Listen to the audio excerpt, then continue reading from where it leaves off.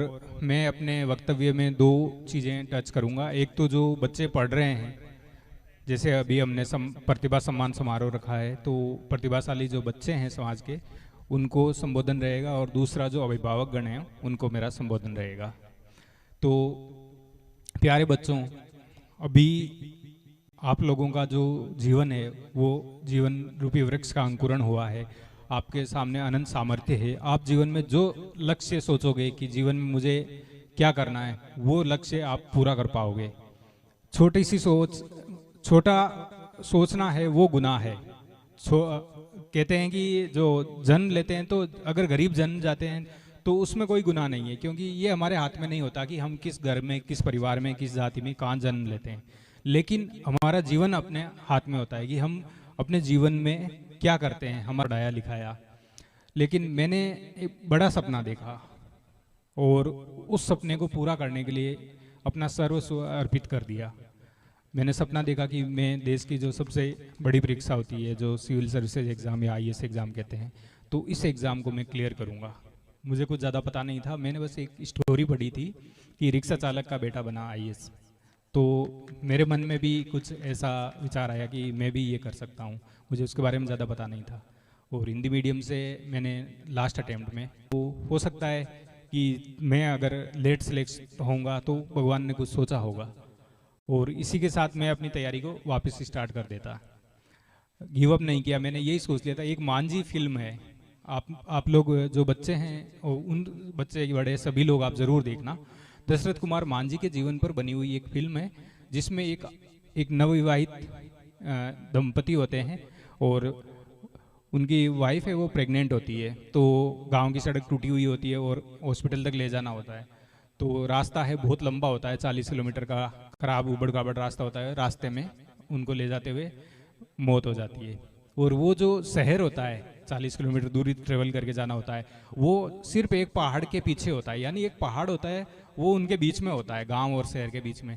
तो दशरथ कुमार मांझी की वो वाइफ होती है, और वो बहुत प्रेम करते हैं अपनी पत्नी से।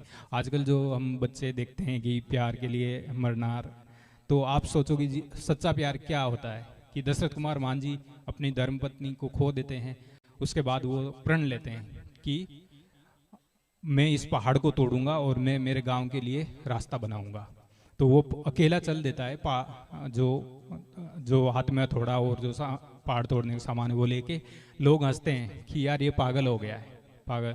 लेकिन 22 साल तक दोस्तों की सुबह शाम रात मतलब दिन भर वो मेहनत करते हैं, पहाड़ पत्थर को तोड़ते हैं दिन भर, और उस पहाड़ को तोड़ के और वो रास्ता बना देते हैं। तो ये होता है सच्चा प्रेम, कि जिन्होंने अपने जीवन को, उस जीवन को न्योछावर कर दिया, और उनके ऊपर एक फिल्म बनी है बॉलीवुड में, मांझी। तो इस तरह से मैंने भी जो ये प्रेरणादायक फिल्म देखी थी, तब मुझे भी ऐसा महसूस हुआ था कि यार मेरा भी रास्ता है जो कहीं ना कहीं पहाड़ तोड़ने जैसा ही है। इस एग्ज़ाम को क्लियर करना, वो भी हिंदी मीडियम से, काफ़ी चैलेंजिंग होता है। तो जीवन में हमेशा सकारात्मक सोच रखें। जो चीज़ें नकारात्मकता देती है, आपको पीछे खींचती है, तो उन चीज़ों से दूर रहें। और बच्चों, आपका जो भविष्य है आप कैसे बनोगे, ये मैं देख के बता सकता हूँ कि आपके दोस्त कैसे हैं, आपकी संगति कैसी है। जैसी आपकी संगति होती है वैसे ही आप बन जाते हैं। तो जिस तरह का आप बनना चाहते हैं उन लोगों की संगति रखें।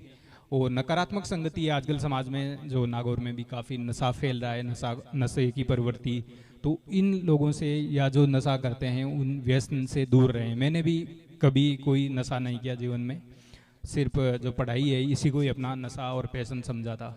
तो आप लोगों से भी, जो बच्चे हैं, उनसे मेरा आग्रह रहेगा कि जो नशा होता है ये हमें एक क्षणिक खुशी देता है।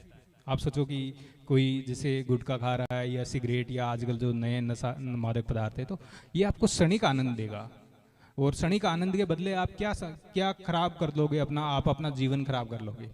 आप अपना भविष्य, जो विद्यार्थी जीवन, जो कॉलेज की लाइफ होती है, ये जीवन को बनाने और बिगाड़ने की उम्र होती है।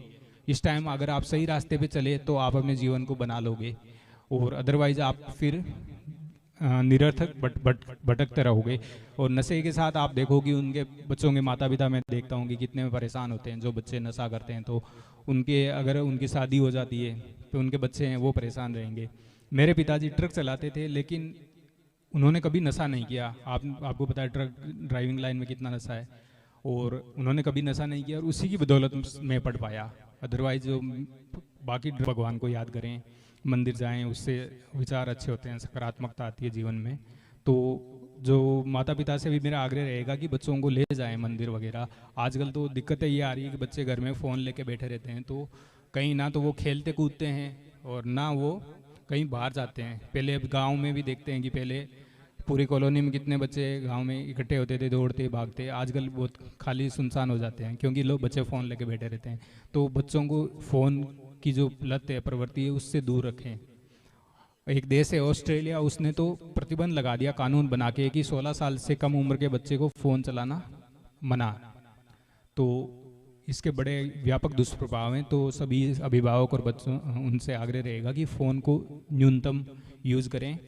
और बच्चे जो है अपनी जो विद्यार्थी जीवन है, विद्यार्थी जीवन में जो एक 5 लक्षण बताए गए हैं कि काक चेष्टा बको ध्यानम स्वान निद्रा अल्पाहारी से गृह त्यागी, विद्यार्थी ने 5 लक्षण। तो काक चेष्टा कोए की तरह प्रयास करते रहना चाहिए। बको ध्यानम, बगुले की तरह ध्यान करना चाहिए कि बगुला एकदम पानी में खड़ा हो जाता है एक पाँव पे और पूरी ध्यान से देखता है मछली कहाँ है और उसको पकड़ लेता है। और स्वान निद्रा की ऐसे नहीं कि बच्चा जो है विद्यार्थी खाना खा लिया बहुत ज़्यादा और फिर सो गए, निद्रालु प्रवृत्ति के भी नहीं होने चाहिए। ठीक है, जैसे कुत्ता सोता है उसी तरह से सोना चाहिए। और गृह त्यागी, घर से दूर रहना। हम बहुत सारी चीज़ें सीखते हैं घर में। क्या है, माता पिता का एक आवरण होता है, छत्र छाया होती है, और उस छाया में अगर हम हमेशा रहेंगे तो हमें पता ही नहीं चलेगा कि रास्ता कैसा है, रास्ते में कितनी धूप है, जो दुनियादारी है उसकी हकीकत क्या है। तो इसलिए बच्चों विद्यार्थी आपको बहुत बहुत शुभकामनाएं आपके भावी जीवन के लिए। और आप सिर्फ एक बच्चा जिस फील्ड में अच्छा कर रहा है उस फील्ड में उसको मौका दे। ऐसे नहीं कि बराबरी या किसी के देखा देखी। हर एक बच्चे को, हर एक बालक को भगवान ने बहुत मेहनत से बनाया है, यूनिक बनाया है, एक जैसा नहीं बनाया। तो इसलिए जिस बच्चे में जैसी प्रतिभा हो उस बच्चे को वही वैसा ही मौका मिलना चाहिए। तो आप ये बच्चों के ध्यान रखें। और दूसरा है कि बच्चों के साथ खड़े रहें। कि कई बार क्या होता है कि सफलता है, मेहनत बच्चा कर सकता है, लेकिन सफलता उसके हाथ में नहीं होती। तो अगर कभी असफल हो जाए बच्चा तो उसके साथ खड़े रहें।